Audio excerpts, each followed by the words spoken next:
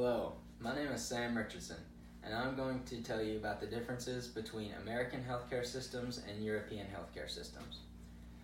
There is no doubting that the American healthcare system is different than that of European countries. After extensive research, I am well informed on the differences between European healthcare approaches compared to the United States approach.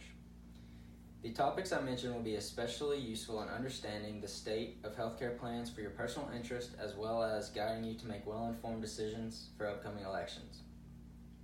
The cost of healthcare is debated extensively all throughout the world because it plays a huge role in many people's lives.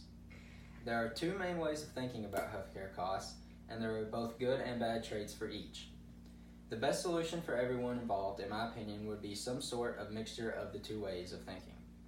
To first compare our healthcare plan to those in countries across the pond, we need to fully understand how ours functions.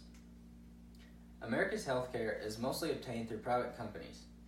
This means insurance can be purchased individually, or it can be offered through an employer.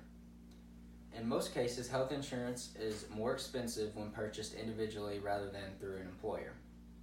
According to international insurance, low cost or even free healthcare services are available but not very abundant, so there are some options for people who do not have health insurance for whatever reason.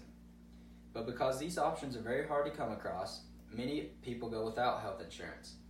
An article published on September 11th, 2019 by Health Affairs says that the amount of uninsured Americans in 2018 was 27.5 million people, which translates to roughly 8.5% of the total population. This is obviously a problem that needs to be fixed. Now that we are familiar with the way America goes about its healthcare plan, we can take a look at how things are done in Europe. For the most part, European countries have universal healthcare. This means that everyone living in the country is eligible for free or low-cost healthcare. An article from International Insurance says that there are some gaps between the Western and Nordic countries and the Southern and Eastern countries. So some countries may offer completely free healthcare, where other countries would have it for a low cost. For most countries, this also applies to those non-citizens traveling in Europe as well.